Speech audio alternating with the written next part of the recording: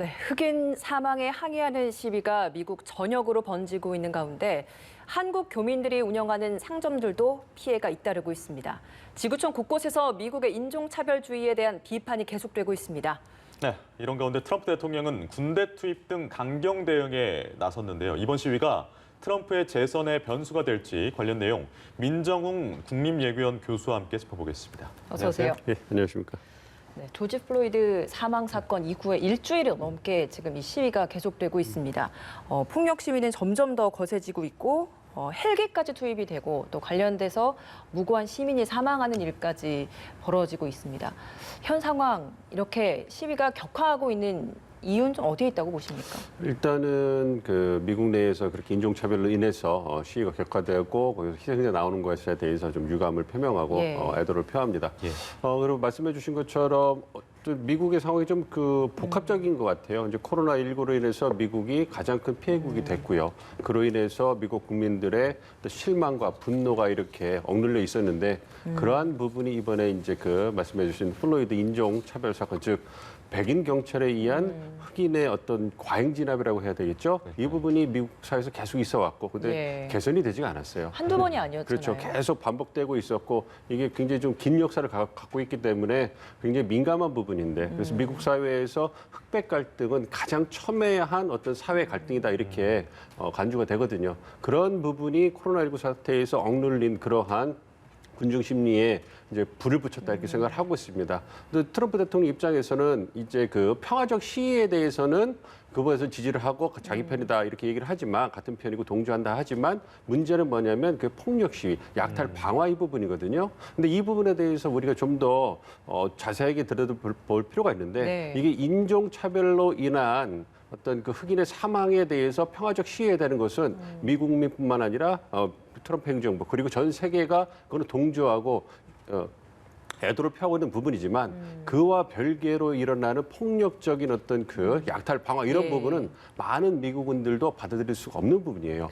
굉장히 그래서 유족들도 뭐라고 얘기하냐면 그러한 약탈 방화는 우리를 도와주는 것이 아니다. 자제달라 이렇게 요청을 하고 있는 상황이기 때문에 그러한 상황에서 트럼프 대통령은 미국 전체의 리더로서 그런 폭동이라든 방화, 약탈은 아무 상관없는 것이고 이것은 국내 테러에 해당하는 것이다. 그렇기 때문에 강경 지나갈 수 밖에 없다 이렇게 얘기를 하고 근데 어쨌든 간에 그 억눌린 군중 심리가 뭐 낮에는 평화로운 지지자 그 시위자들 때문에 좀 분리됐다고 보고 있습니다. 그래서 밤에는 이제 그것이 약탈 방화, 폭력 시위로 번지고 있기 때문에 아무래도 군대가 동원돼서 이제 그러한 부분을 막는 부분은 어떤 그 저녁에 일어나는 밤에 일어나는 그런 폭력 이런 부분이기 때문에 양극화돼 어떻게 보면 갈라진 그 시위 양상이 나타나고 있고 이걸로 인해 갖고 미국 전역에서 혼란이 가중되고 있다 이렇게 생각하고 있습니다. 조지 플로이드의 유족 그러니까 형도 폭력 시위 약탈 쪽은 잘못된 거다라고. 좀 자제하자, 자중하자 이런 얘기를 하기도 했던데 말씀하신 것처럼 밤만 되면 이렇게 폭력과 약탈이 이루어지고 있다 보니까 외부 세력이 뭐 개입해서 주도하는 거 아니냐 이런 얘기도 나오던데요.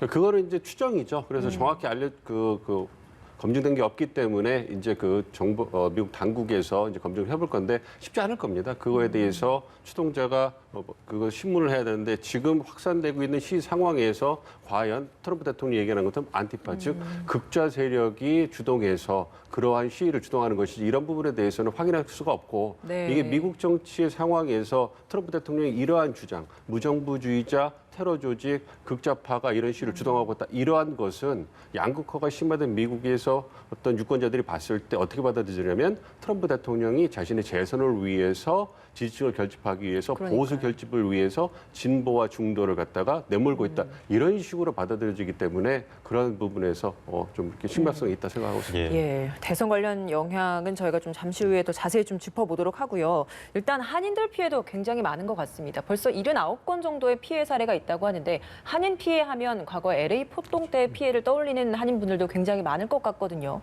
현재 피해 상황이 좀 어떤지 궁금합니다. 예, 말씀해 주신 것처럼 현재까지 79건의 한인 그 상점 관련해서 피해가 보고가 되고 있는데요. 가장 많은 곳이 이제 필라델피아 지역입니다. 그쪽에서 이제 아무래도 이런 발언 굉장히 조심스럽습니다만 흑인들이 많이 거주하고 있고 주로 이제 한인들이 하시는 그 사업 중에 어떤 영세한 사업들이 많아요. 그래서 네. 이제 주로 이제 그 요번에 그 피해가 발생하는 부분은 LA 폭동 때도 마찬가지지만 주로 흑인들을 대상으로 하는 그러한 잡화점에서 이제 예. 그런 약탈 방화가 많이 일어나고 있습니다. 그래서 뷰티 서플라이라고 해서 가발이라든지 흑인들이 좋아하는 그런 액세서리를 그 취급하는 그런 상점들을 이제 약탈 방화하는 부분이 많거든요. 그래서 상대적으로 이런 말씀 조심스럽지만 흑인 커뮤니티가 상대적으로 큰 지역에서 이제 한인 상점들이 피해를 많이 보고 있는 상황입니다. 그래서 그런 부분에서 이제 그 한인들의 어떤 피해에 대해서 굉장히 저희가 좀 주목을 하고 있는 부분이고요. 그런데 이제 그 과거에 1992년에 있었던 LA 폭동과 비교해 보면 네. 규모는 굉장히 작은 부분이고 그리고 언론 보도에 나오는 것처럼 LA 주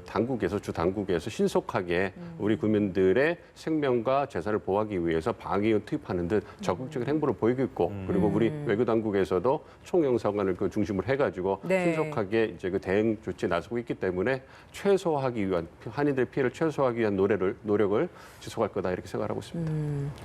전 세계, 그러니까 미국 전역으로 지금 확대된 시위가 전 세계로도 추모 분위기를 계속해서 이어가고 있는데 미국의 이제 음악방송 채널은 그 플로이드가 8분 46초 동안 목이 짓눌렸다고 해요. 그 기간 동안을 뭔가 숨소리로 대체해서 방송을 내보내기도 했고 축구팀은 무릎을 꿇는 퍼포먼스도 했고 실제로 미국의 경찰들도 많이 이런 퍼포먼스에 참여를 했거든요. 이렇게 전 세계적인 공감대를 이끌어낼 수 있었던 힘은 뭘까요? 아무래도 인종차별이라는 것은 미국 국경에 국한되는 부분이 아니라고 생각하기 때문에 그렇습니다. 그러니까 사실 그 인종차별이 어느 지역에서 더 심한가 이런 부분을 뭐 자세히 본다면 좀 조심스러운 말씀이지만 미국보다는 유럽 쪽에서 더 굉장히 난민이나 이민 문제로 인해 가지고 어떤 인종 갈등이 심하고요. 저희가 이제 종종 손흥민 선수라든지 이런 그 한국 선수들이 뛰고 있는 유럽 네. 축구 리그를 보면 가끔씩 이제 인종차별 관련해서 이러한 해프닝이 벌어지거든요. 그리고 심각한 사건도 벌어지기도 하고 예. 그렇기 때문에 미국뿐만 아니라 전 세계에서 어떤 그 인종차별 무엇보다도 흑백 갈등에 있어서 굉장히 민감하게 대응하고 있고 그렇게 그 적극적으로 대처하고 있는데 불구하고 전 세계적으로 지속되고 있기 때문에 이번 사태도 굉장히 전 세계가 심각성을 인지하고 지켜보고 있고 그리고 어떠한 이유에서든 8분이 넘는 기간 동안에 흑인이 과잉질환으로 해서 죽어가는 그 과정을 전 세계 지켜보게 이런 상황이 벌어졌다는 것은 어떠한 이유에서든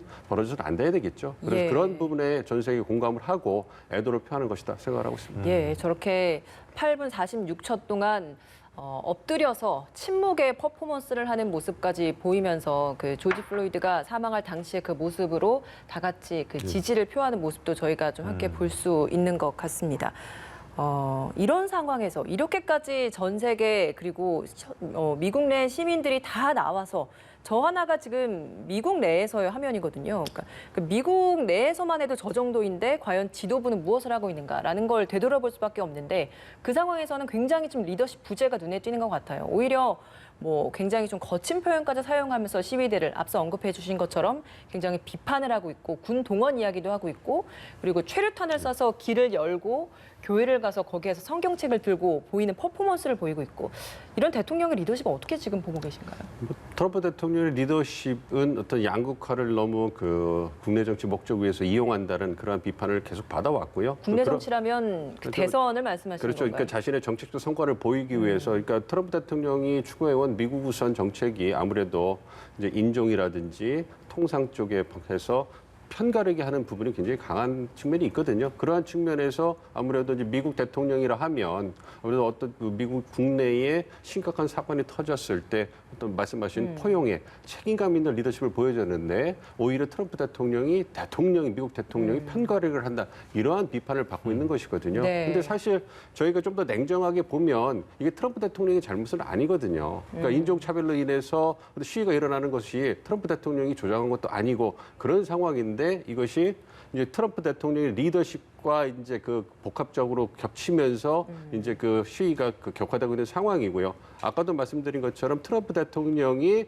강경 진압을 하겠다는 것은 폭력 시위 이 부분에 대한 강경 진압인데 말씀해 주신 것처럼 이제 그 보수 결집하는 그런 의도가 있었는지 모르겠지만 말씀해 주신 것처럼 평화 시위가 진행되고 있고 어떤 통행 금지가 시작하기 전에 몇십 분을 앞두고 트럼프 대통령이 그 대통령이 교회를 하는 곳에 가서 또 퍼포먼스를 하기 위해서 평화적 지지자들을 갖다가 진압하는 강경 진압하는 이런 그러니까요. 모습을 보여줬기 때문에 네. 이런 그 논란에 휩싸이는 건 보여지거든요. 그렇기 예. 때문에 그런 부분에서는 말씀해 주신 것처럼 트럼프 대통령이 보다 책임감 있는 리더십, 보다 신중한 리더십을 보여줬다면 편가르기가 아니라 신중한 리더십을 보여줬다면 이렇게 사태는 악화되지 않을 거다. 이런 생각하게 됩니다. 지금만 봐도 이제 바이든한테 10% 정도 뒤지고 있는 상황이고 이게 국면이 빨리 수습될 것 같지는 않거든요. 대선 전까지 계속 간다고 하면 앞으로 더 불리해질 것 같은데 지금이라도 수습하고 좀 포용하는 그런 메시지를 내야 되는 거 아닙니까? 그러니까 이게 수습한다는 것이 이제 사실 재선을 앞두고 이걸 떠나서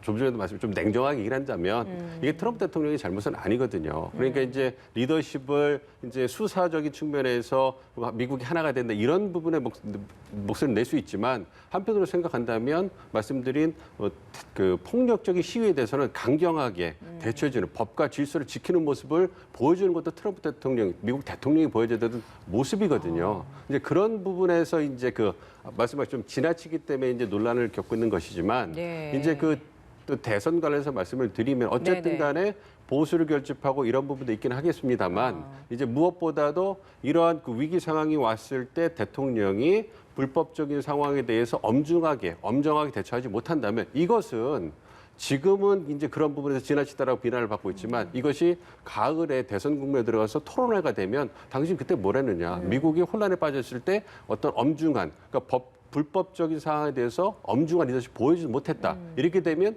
지지층도 결집을 잃고 상대 측에게 공격을 받을 수 있는 그런 빌미가 제공이 되거든요. 물론 그러한 교회 앞에서 퍼포먼스를 보인 것에 대해서는 논란의 여지가 있겠습니다만 앞으로 진행되는 대선 국면에 있어서 트럼프 대통령 입장에서는 대통령 리더로서 보여줘야 되는 엄중한 그런 강력한 모습을 보여주는 것이 필요했다. 이렇게 생각하고 있습니다. 예, 이번 이 사태가 과연 대선에 어떤 영향을 미칠지 저희가 좀 더 지켜보도록 하고요. G7 이야기를 좀 해보겠습니다. 문재인 대통령이 트럼프 대통령의 G7 초청에 기꺼이 응하겠다라고 이야기를 했습니다. 뭐 중국 견제용이라고 미국 스스로도 굉장히 당당하게 밝히고 있는 이 상황에서 응한 터라 중국과 미국 간의 사이에서 우리 외교력이 좀 시험대에 올랐다라고 볼 수 있을 것 같은데 어떤 식으로 저희가 접근을 하는 게 적절하다라고 보시는가요? 그 지금 상황이 말씀해 주신 것처럼 쉽지 않죠. 미국 중국 사이에서 저희는 항상 그 미국과 중국 사이에서 저희의 그 국익이 양분돼 있기 때문에 전략적 행보를 보일 수밖에 없는 그런 상황입니다. 뭐 저희뿐만 아니라 호주라든지 인도라든지 다른 나라들도 그러한 중경들의 입장에서는 미국과 중국의 과의 관계를 고려해야 되는 상황이고요.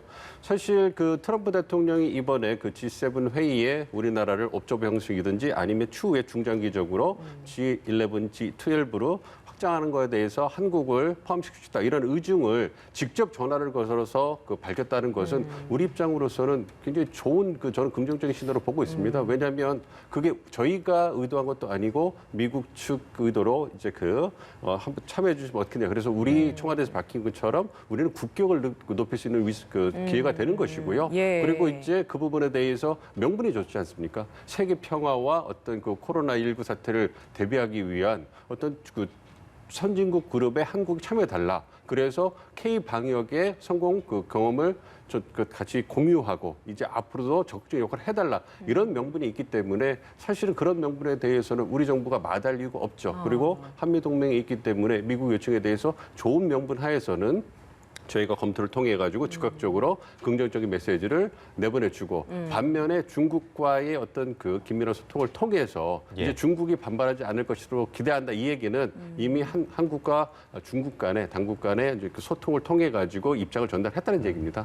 그리고 중국 입장에서 본다면 중국이 지금까지 세계 대국으로서 부상하기 위해서 어떤 얘기를 했냐면 세계 평화에 적극적 역할을 할 것이고 그리고 다자주의를 갖다가 강조하고 자유무역 대해서 강조를 했기 때문에 사실 G7에 보다 많은 국가가 참여해서 서방 중심이 아니라 보다 많은 국가들이 참여해서 세계 평화를 논의하는 것은 중국 입장에서도 반대할 명분이 없습니다. 트럼프 대통령이 개인적으로 이제 그 중국 견지다 이런 얘기를 할지라도 그것은 우리가 한 얘기도 아니고 호주가 한 얘기도 아니고 인도가 한 얘기라 트럼프 대통령 한 얘기거든요. 그걸 가지고 미국이 중국이 따질 수는 있겠지만 한국이나 다른 나라에 따질 수는 없는 것이거든요. 그렇기 때문에 저 개인적으로 생각할 때는 이게 굉장히 미중 사이에서 저희가 전략적 행보를 보이는 데 있어서는 이제 섬세하고 어떤 그 전략적인 그 외교적 행보가 필요하겠지만 그래도 그 긍정적인 신호다. 그래서 저는 좀 어떻게 보면 우리 정부가 꽃놀이패를 주었다 이렇게 생각하고 있습니다. 알겠습니다. 여기까지 민정훈 국립외교원 교수와 함께 이야기 나눴습니다. 고맙습니다. 고맙습니다.